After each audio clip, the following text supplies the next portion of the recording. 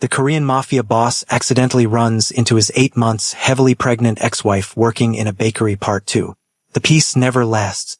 That's what Haun should have known from the beginning. 1 year of happiness.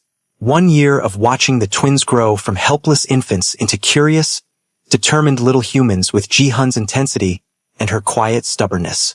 1 year of believing they had outrun the darkness of Seoul's underworld. 1 year of pretending that marrying Seoul's most dangerous man wouldn't eventually extract its price. It ended on a Tuesday afternoon. The mountains surrounding their home were shrouded in mist, rain pattering against the windows of the traditional hanok that Ji-hun had fortified with modern security systems. Haun was alone with the twins. Sua was napping, her little body curled around the stuffed rabbit her grandmother had given her.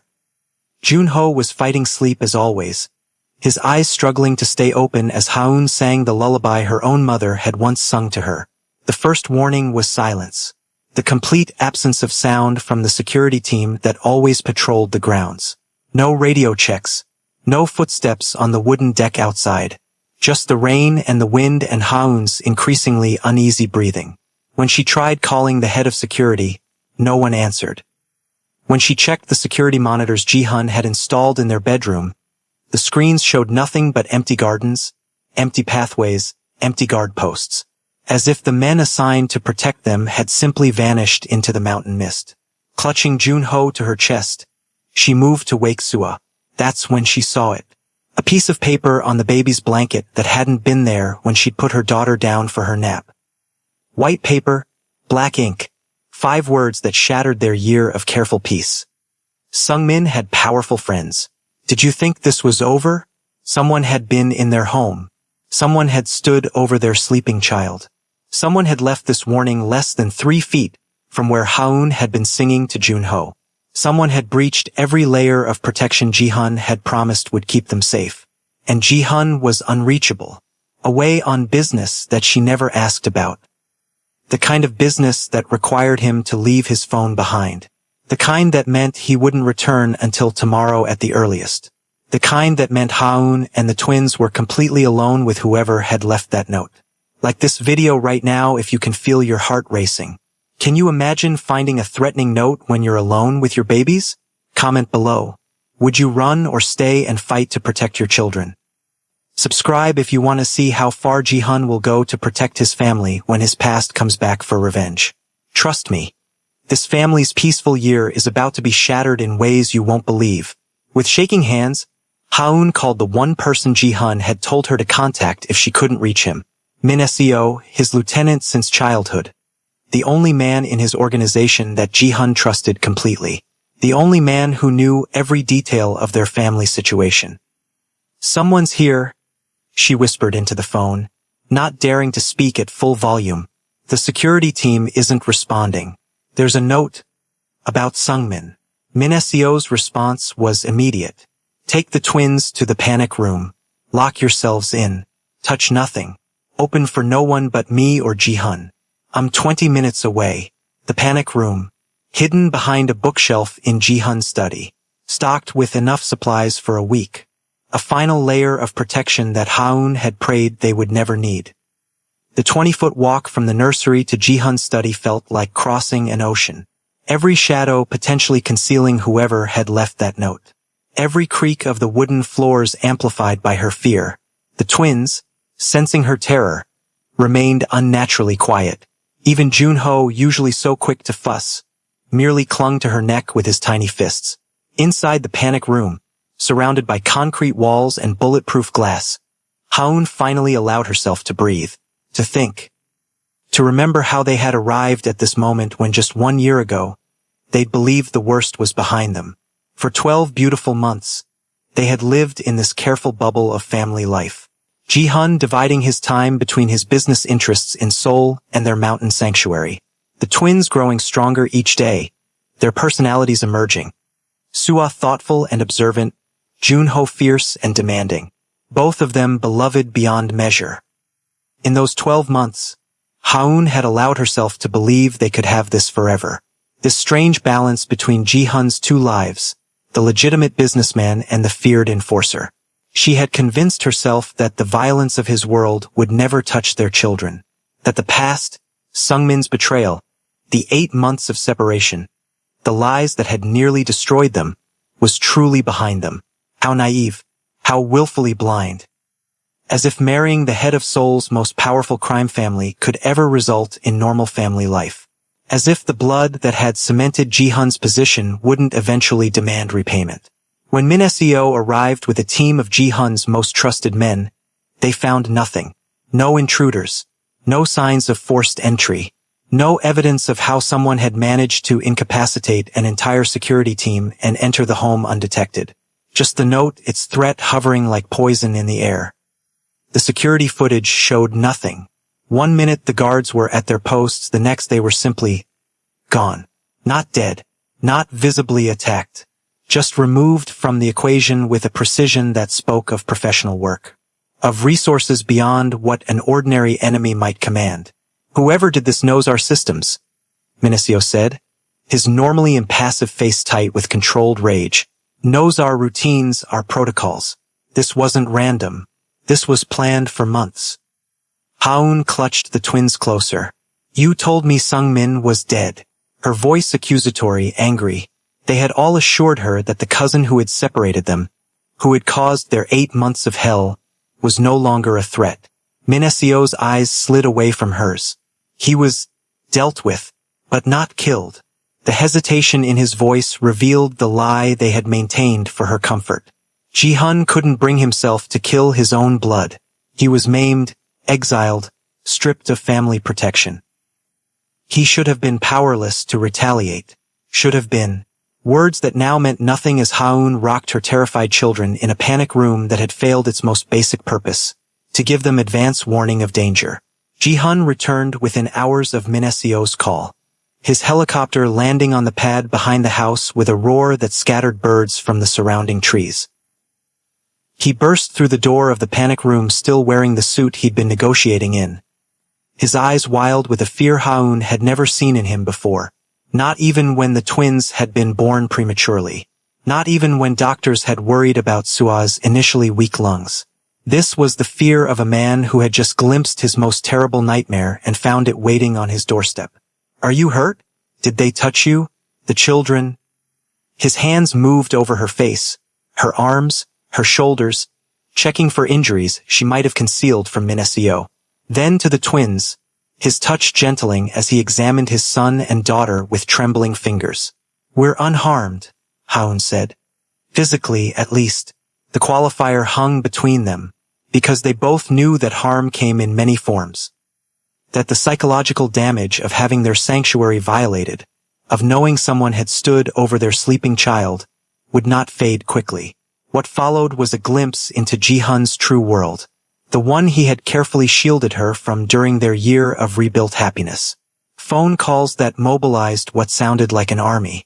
Commands issued in that particular tone that brooked no argument, no hesitation. Resources deployed with military precision.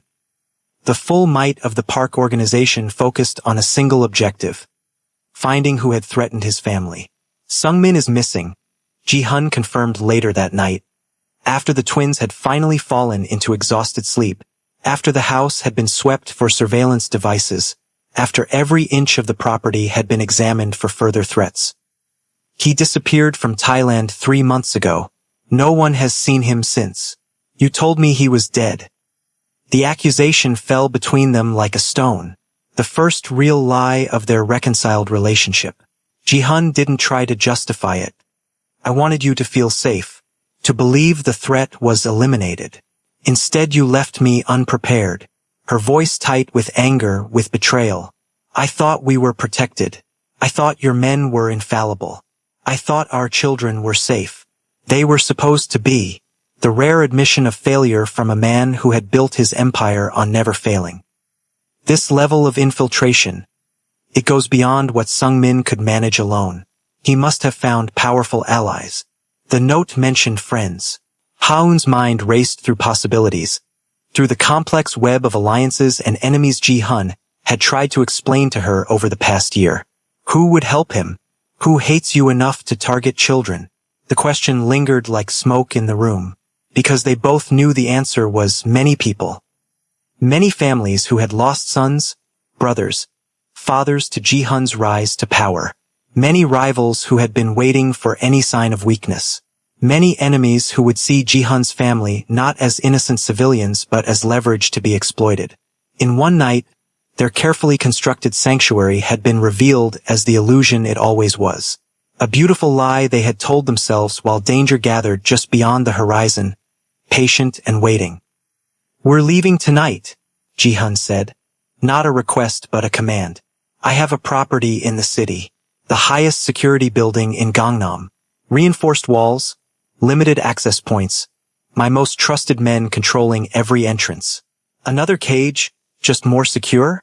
Ha-eun asked, the bitterness she'd suppressed for a year finally surfacing. "Is this how we'll live now? Running from one fortified location to another? What kind of life is that for our children? A living one?" His response cut through her objections like a blade. "I won't apologize for prioritizing their survival over their comfort." In that moment, the fundamental divide between them crystallized. Ji-hun, raised in a world where physical threats were constant and immediate, saw safety as the highest priority. Ha-eun, who had grown up with emotional scars rather than physical ones, understood that protection could become its own form of prison.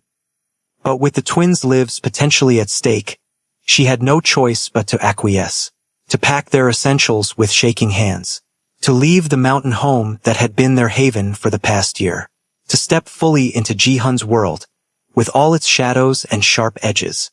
The property in Gangnam wasn't what she expected. Not a penthouse like the one he'd owned before their marriage, but an entire building. Modern, minimalist, with the blank facade of a corporate headquarters rather than a residence. Inside, however, the top 3 floors had been converted into living quarters that rivaled luxury hotels in comfort while exceeding military installations in security. "Who owns this place?" Ha-eun asked as they settled the still-sleeping twins in a nursery already equipped with cribs identical to the ones at their mountain home. As if Ji-hun had been preparing this bolt hole for months without telling her. "I do." His answer simple, direct. "Through 7 different shell corporations, none connected to the Park family. No one knows this building belongs to us. Not even my father." The implication stunned her. That Ji-hun had kept secrets even from the family patriarch. That he had been planning for this level of emergency while pretending everything was normal. That he had anticipated betrayal from within his own organization. "How long have you been preparing this?" The question escaped before she could consider whether she wanted the answer. Ji-hun's expression closed, that familiar mask descending. The one he wore when discussing business she wasn't supposed to question. "Since the twins were born. Since I understood what I stood to lose." The anger she'd been suppressing flared hot and sharp. "You've been expecting this for a year and never thought to warn me? To prepare me? You left me vulnerable while you made contingency plans. I was trying to give you peace."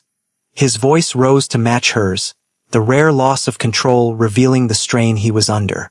"To give you and the twins some semblance of normal life before." He stopped, as if catching himself before revealing too much. "Before what, Ji-hun?" She stepped closer, forcing him to look her in the eyes.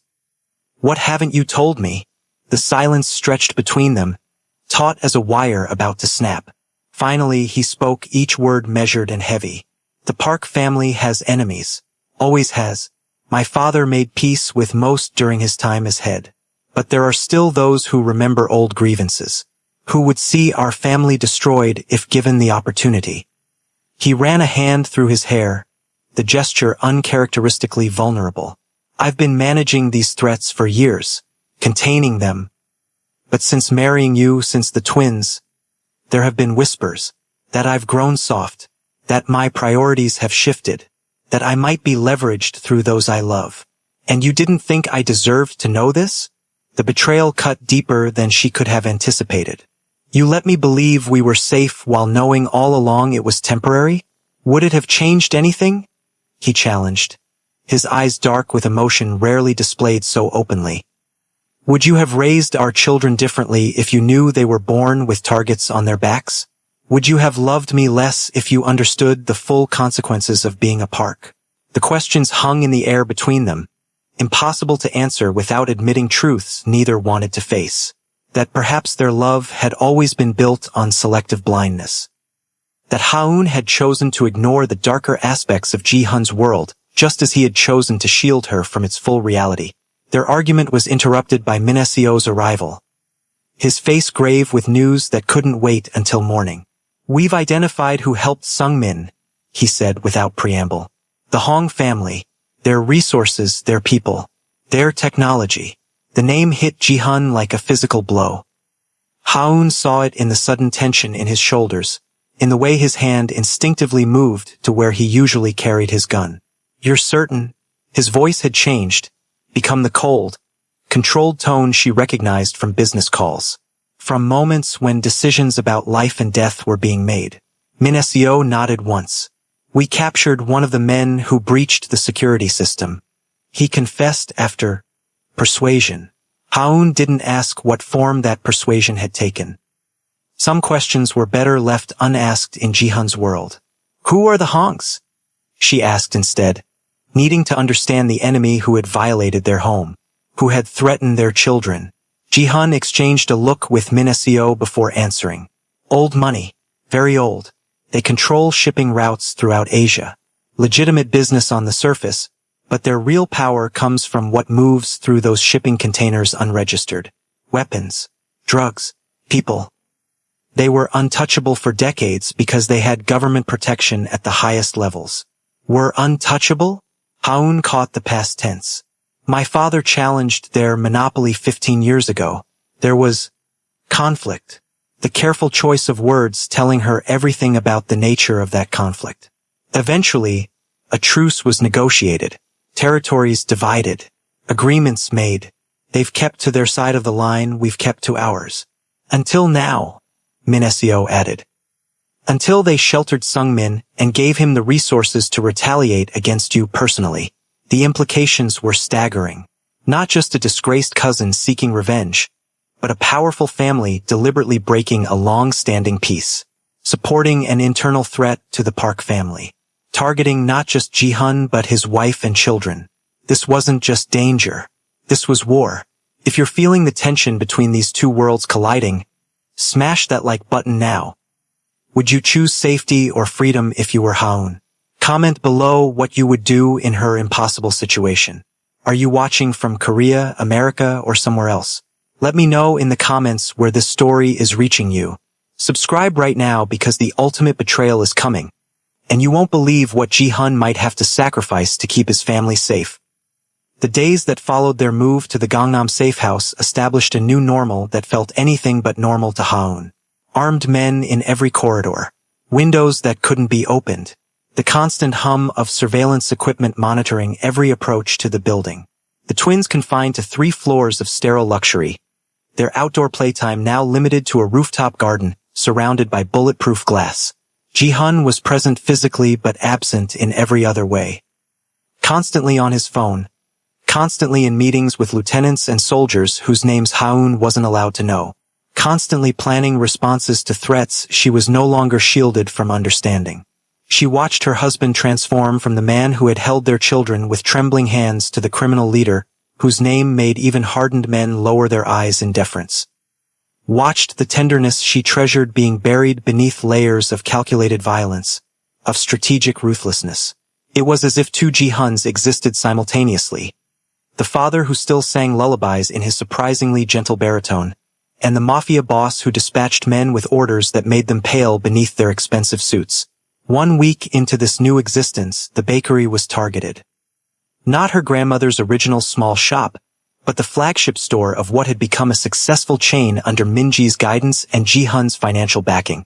An arson attempt that nearly claimed Minji's life, stopped only by the security team Ji-hun had insisted on providing despite the old woman's protests. Ha-eun received the news from Ji-hun himself, his face carefully composed as he told her that her grandmother was safe but the bakery. That beautiful space they had designed together, that represented her family's legacy, was now a charred shell. They're escalating, he said, watching her reaction with those observant eyes that missed nothing. testing how far they can go, how much they can take from us before I respond. And how will you respond? She asked, already knowing the answer but needing to hear him say it. Needing confirmation that the man she had married was still capable of the violence his reputation was built upon. With finality, he said simply, the Hongs have broken the truce. They've chosen to target my family rather than my business. That requires a different kind of answer than my father would have given. The coldness in his voice should have frightened her, should have reminded her of all the reasons she had hesitated to bind her life to his in the first place. Instead, she felt a dark satisfaction. Tyan, a primal need to see those who had threatened her children, who had nearly killed her grandmother, made to pay. What did that make her? Was she becoming like him? Was his world infecting hers, just as she had always feared? I want you and the twins to go abroad, Ji-hun said that night, after they had put the children to bed. Europe, perhaps, or America, somewhere beyond the Hong's immediate reach. Until this is resolved. You want us to run? To leave you? The suggestion ignited something fierce and stubborn within her. To be separated again. I want you safe, he corrected, his tone brooking no argument. I can't focus on eliminating this threat if I'm constantly worried about you and the children being caught in the crossfire. And how long will this separation last? She demanded. Weeks? Months? Years? What happens if this escalates beyond the Hongs? If you eliminate them only to face retaliation from their allies? Do we spend our lives running from one safe house to another, always separated whenever danger appears? The question hung between them, exposing the fundamental incompatibility of their worlds.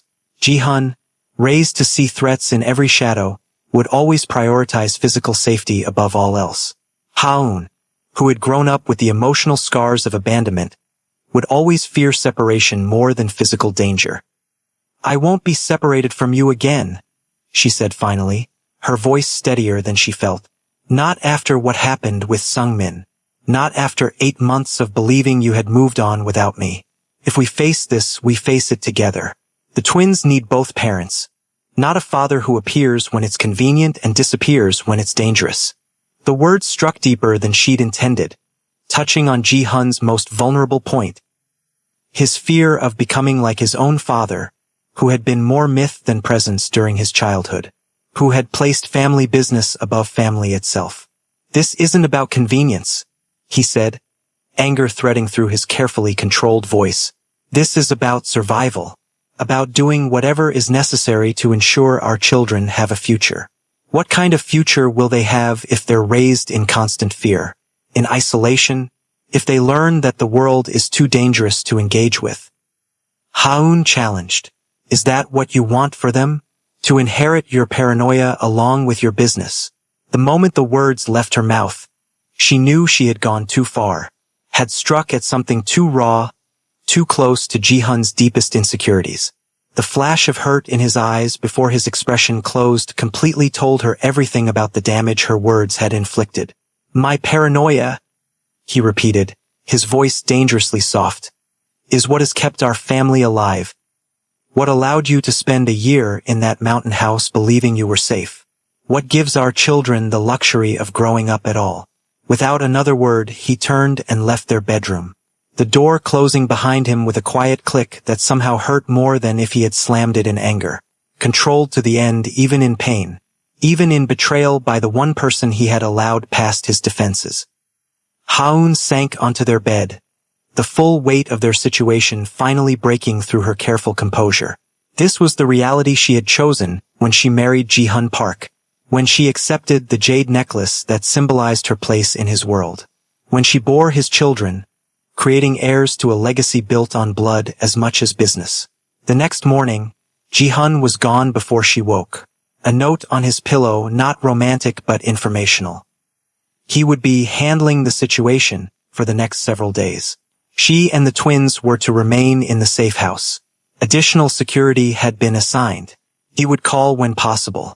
The detachment of the message hurt more than anger would have, as if he had retreated fully into the role of crime boss, leaving no room for the husband and father she had glimpsed during their year of happiness. 3 days passed with no word. 3 days of Haun attempting to create normalcy for the twins in their gilded cage. Of trying to explain to Sua, advanced beyond her 15 months, why they couldn't go outside to see the flowers. Of watching Junho's frustration grow as he threw himself against boundaries. He was too young to understand but old enough to resent. On the 4th day, Haun discovered what Ji-hun had been doing during his absence. Not from him directly, he still hadn't called, but from a news report that appeared on her tablet during her morning coffee. A warehouse explosion in Incheon. 3 buildings destroyed.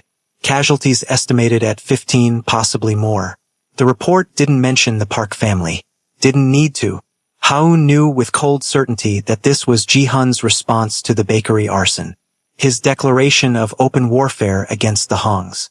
This was what he had been shielding her from all along. Not just the threats against them, but his own capacity for violence when those he loved were endangered. The ruthlessness that had established his reputation. The willingness to eliminate enemies so completely that others would think twice before crossing him. She should have been horrified. Should have been repulsed by the knowledge that the man who held their children with such gentleness could order deaths without hesitation. Instead, she felt a complicated mixture of relief and vindication. Of gratitude that Ji-hun would go to such lengths to protect what was his. Of dark satisfaction that those who had threatened their children were learning the consequences of their actions. What did that make her? Not just the wife of a criminal but his partner in a moral sense. Complicit in violence she would once have condemned without hesitation. Before she could examine these uncomfortable questions further, Min Seo appeared at her door. His expression even more grave than usual, which she wouldn't have thought possible. "You need to come with me," he said without preamble. "Ji-hun has requested your presence." "Where?" she asked, immediately concerned. Ji-hun had been adamant about her remaining in the safe house. For him to summon her now meant something significant had changed. "His father's house. There's a meeting. It's important that you attend." The summons to the Park family patriarch's home was unprecedented. In the 2 years since her relationship with Ji-hun had begun, Haun had met his father exactly 3 times. Their wedding, the twins' birth, their 100-day celebration. Each encounter formal, traditional, laden with unspoken tensions about her suitability as a Park wife. Now she was being called to his home, to some meeting Ji-hun deemed important enough to risk her safety. Important enough to expose her to whatever judgment his father might pass on their current situation. The Park family compound was everything Haun had imagined and nothing like she expected. Traditional Korean architecture surrounded by walls that wouldn't have looked out of place in a medieval fortress. Gardens so perfectly maintained they seemed almost artificial. Security that made their mountain home look unprotected by comparison. Min Seo led her through corridors lined with priceless art, past rooms where men in expensive suits waited with the particular stillness of predators at rest, to a traditional meeting room where Ji-hun stood facing his father across a low table, their postures suggesting an argument interrupted by her arrival. Ji-hun's eyes met hers briefly, conveying both warning and apology before his expression settled back into the mask she had come to recognize as his business face. His father, a man whose health had been failing for years but whose presence still commanded absolute deference, studied her with eyes so similar to Ji-hun's it was like looking into her husband's future. "Daughter-in-law," the elder Park said, using formal Korean that established both her position and its boundaries. "You honor us with your presence." The traditional greeting, delivered without warmth but with perfect courtesy. Haun returned it with a deep bow, hyper-aware of being judged not just as Ji-hun's wife but as the mother of the Park heirs, as a woman whose actions would reflect on the family name for generations to come. "You have been told of our situation?" the old man asked, gesturing for her to sit opposite him. Ji-hun remained standing, his posture suggesting he was prepared to intervene if necessary. "I know the Hongs have allied with Sung-min," she said carefully. "That they've targeted our family directly rather than maintaining the truce your administrations established." The formal language felt strange on her tongue, but she understood its importance in this setting. This wasn't a family discussion. This was a war council, and she was being assessed as a potential asset or liability. The elder Park nodded once, approval flickering briefly across his otherwise impassive face. My son believes direct confrontation is our only option. That the Hongs must be eliminated completely to ensure your children's safety. The bluntness of the statement shocked her, though it shouldn't have. This was how decisions were made in the Park family. Directly, without euphemism or pretense. And you disagree? She asked, sensing the conflict that had been interrupted by her arrival. I believe there are always alternatives to total war, the old man said, his gaze shifting to his son. Particularly when the enemy has resources that could destroy everything we've built over 3 generations. Ji-hun's jaw tightened, the only visible sign of his frustration. The Hongs targeted my wife and children. They helped Sungmin breach our security. They nearly killed Haun's grandmother. These are not actions that can be negotiated away. No, his father agreed. But they can be balanced against other considerations. Other forms of retaliation that don't risk everything we've built. Haun looked between them, trying to understand what wasn't being said. What alternative the Elder Park was suggesting that had caused such tension between father and son. The Hong family has a daughter, the old man said finally, his eyes returning to Haun. Mi-jin, 24, educated overseas, being groomed to eventually take over their legitimate business interests. And? Haun prompted when he paused, though dread was already building in her stomach. She had lived in Korea long enough to understand how traditional families resolved conflicts. And a marriage alliance would end this conflict permanently, would bind our families through bonds stronger than any truce or territorial agreement. The words landed like stones in still water, ripples of implication spreading outward. A marriage alliance. The traditional solution to feuding families throughout Korean history. The joining of bloodlines to ensure peace where words and promises had failed. Haun's eyes snapped to Ji-hun, horror and betrayal constricting her throat. You're considering this? After everything? After us? Not for me, Ji-hun said immediately, his voice sharp with barely controlled anger. Never for me. My father is suggesting my sister Soo-jin for this alliance. Relief flooded through her so intensely it left her lightheaded. Not Ji-hun, not her husband, not a repetition of her greatest fear, that she would be set aside for family obligation, for business necessity. Your sister? She repeated, trying to process this new information. But she's only 18. She's still in university. She's of legal age, the Elder Park said dismissively. And the Hong girl is educated, sophisticated. Not the worst match for a daughter whose other options would be limited by our family name. The casual sacrifice of his daughter's future for family business struck Haun with physical force. The willingness to use a child because at 18 Soo-jin was still very much a child in many ways, as currency in a power struggle. As a solution to a problem created by men's ambitions and grievances. No, the word escaped before she could consider its implications. Before she could remember her place in this family's hierarchy. Before she could recall that daughters-in-law did not contradict patriarchs in traditional Korean families. Both men stared at her, shock evident on Ji-hun's face, something closer to curiosity on his father's. Excuse me? The Elder Park said, his tone suggesting he must have misheard. I said no, Haun repeated, her voice stronger now, certainty replacing fear. Soo-jin will not be sacrificed to solve a problem she didn't create. We will not perpetuate the cycle of using women as peace offerings between warring men.